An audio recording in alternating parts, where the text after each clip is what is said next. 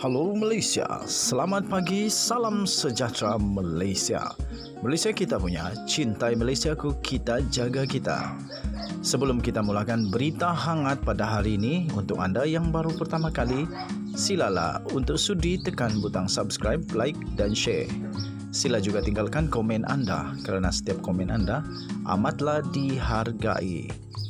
Berita hangat hari ini daripada channel ini, Denyut nadi suara rakyat bergema terus-menerus di dalam channel ini. Setiap hari kita membawakan berita-berita terbaru yang pastinya dinantikan oleh seluruh rakyat Malaysia. Kita akan mulakan berita kita. 1, 2, 3. Berita mula sekarang. Salam sejahtera Malaysia, selamat pagi. Berita terkini dipetik daripada malaysiakini.com.my. Bertarikh 8 Ogos 2022.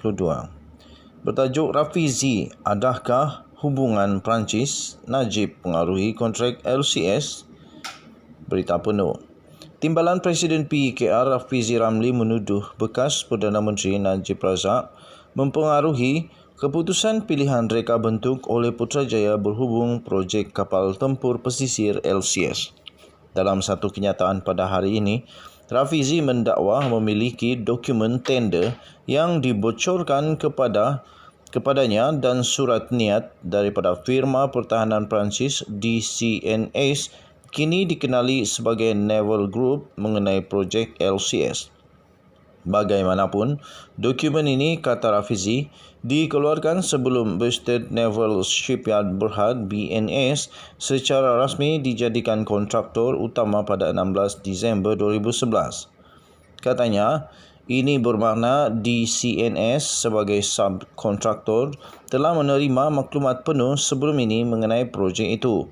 Malah, DCNS telah pun mengemukakan dokumen tender dan surat niat walaupun sebelum BNS dilantik sebagai kontraktor utama, kata Rafizi.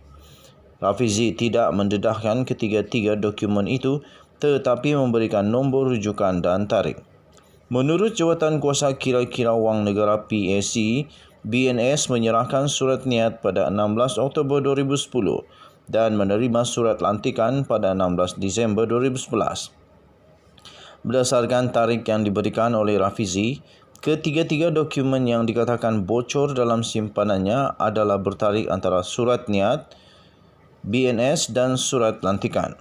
Menurut Rafizi, dia juga memiliki laporan oleh Bastard Heavy Industries Corporation BHIC, pemilik BNS, yang membuat kesimpulan bahawa sebut harga DCNS adalah ditentukan terlebih dahulu dan perkara itu adalah tidak wajar.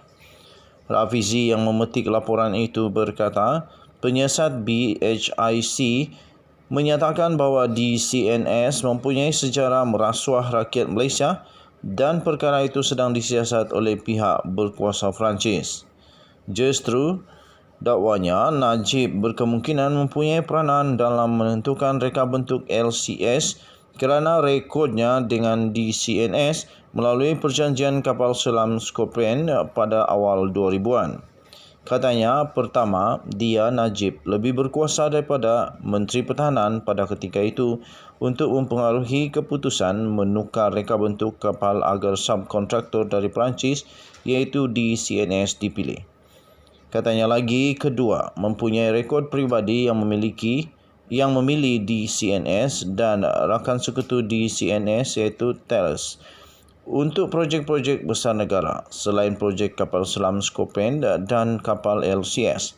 Thales juga mencetuskan kontroversi dalam tahun 2012 apabila terbabit dalam skandal anugerah projek LRT kepada George Kent.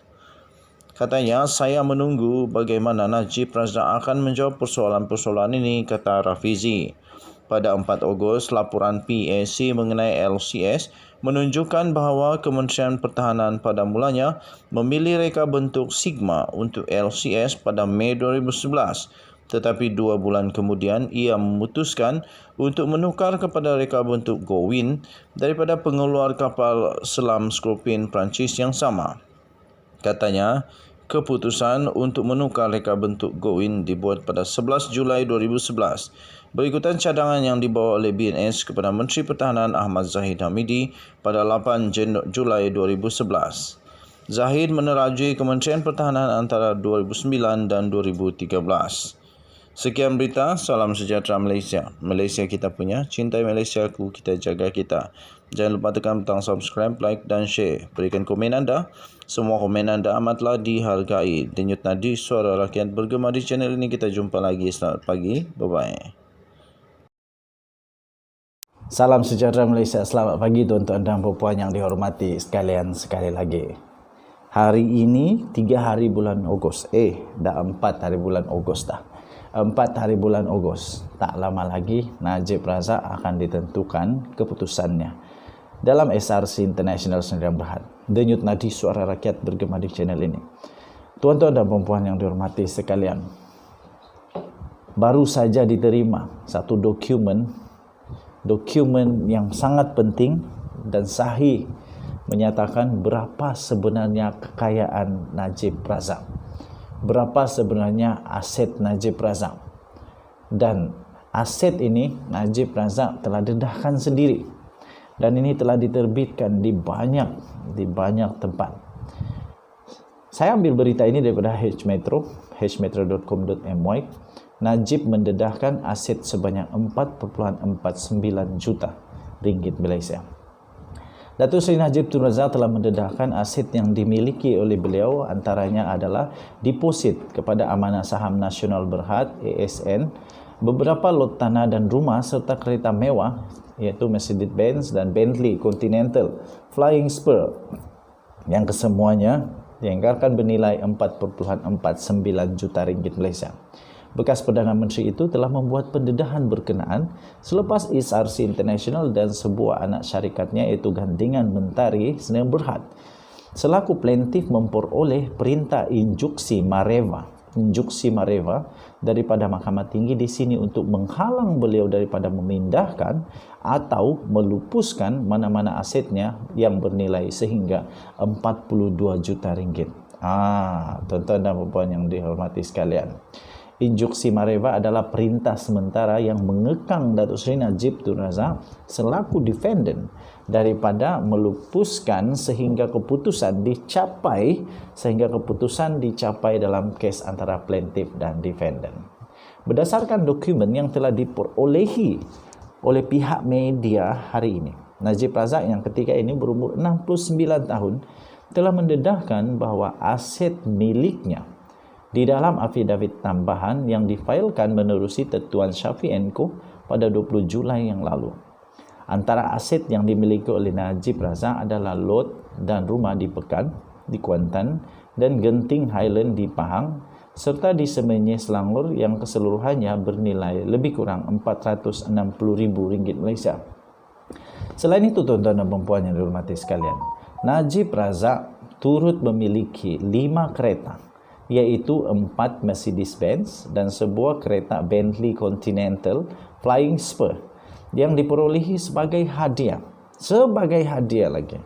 Sebuah motosikal Honda EX5 dan motosikal Kawasaki yang diperolehi sebagai hadiah yang bernilai RM252,000. Selain itu, beliau turut memiliki wang tunai berjumlah 1.2 juta ringgit Malaysia di dalam akaun Afin Bank dan wang pelaburan dalam Amanah Saham Nasional Berhad berjumlah 2.5 juta. Perkara itu kemudian telah disahkan. Ini telah disahkan oleh peguam Najib sendiri, iaitu Muhammad Farhan Muhammad Syafi ketika dihubungi oleh media. Tuan-tuan dan puan, Muhammad Farhan turut memaklumkan prosiding hari ini di hadapan Hakim Datuk Amar Jed Singh ditetapkan untuk perbicaraan bagi permohonan untuk penangguhan prosiding kes saman SRC terhadap Najib. Ini kes saman. Banyak betul kes Najib ni. Bagaimanapun pihaknya menarik balik permohonan itu. Katanya, kami menarik balik permohonan itu dengan syarat untuk memfailkan pembelaan kami dalam tempoh 2 bulan, katanya. Mahkamah kemudian telah menetapkan pada 13 Oktober ini untuk pengurusan kes saman itu, katanya. Pada 24 Mac yang lalu, tuan-tuan dan puan, Pesuruhjaya Kehakiman iaitu Datuk Muhammad Arif Amran Arifin yang membenarkan permohonan SRC dan gandingan mentari dalam saman SRC ke atas Najib. Ini saman ya, bukan SRC yang Najib dah dikenakan penjara itu, bukan. Ini perkara lain. Okey.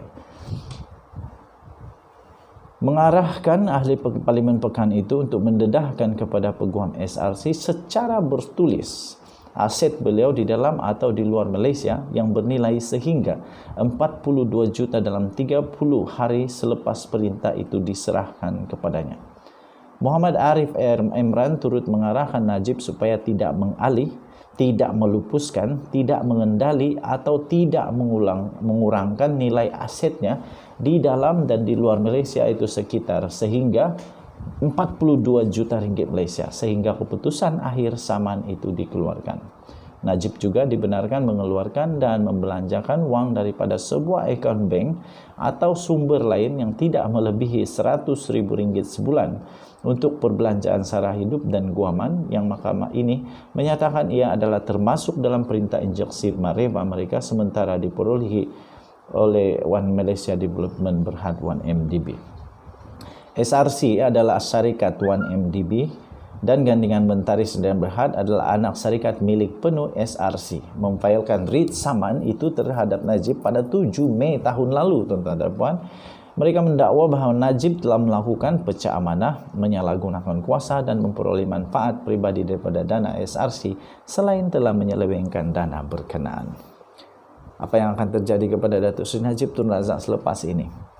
Yang pasti, tuan-tuan dan puan-puan yang dihormati sekalian, ramai orang duk kata kepada saya, nak kesian apa? Tapi saya manusia biasa. Saya memang kesian kerana pertama, saya tidak dapat nafikan bahawa Datuk Seri Najib Tun Razak memang ada banyak jasa kepada rakyat Malaysia. Kerana itu saya rasa kesian dengan dia.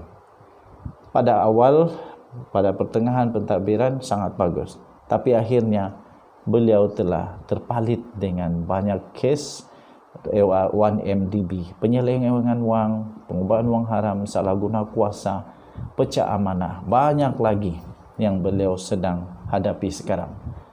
Jadi sekarang tuan-tuan dan puan-puan, berapa banyak Najib Razak perlu lalui di mahkamah? Amat banyak. SRC International, dia sudah pecah amanah, yang ini disaman jadi 2. Kemudian 1MDB Tenuh. Lepas itu adalah pengubahan audit. Lepas itu di perbendaharaan negara, lembaga hasil dalam negeri. Adui, pening kepala. Kalaupun Datuk Seri Najib Tun Razak tidak dipenjarakan, dia akan tetap turun naik mahkamah juga sehingga kes 1MDB ini selesai. Tidak tahu bila boleh selesai, tapi kita percaya dengan kehakiman perundangan di negara Malaysia pasti akan membuat perbicaraan terbaik, adil, sama dan tidak berat sebelah. Saya percaya dengan mahkamah, saya percaya perundangan negara Malaysia antara yang terbaik di dunia.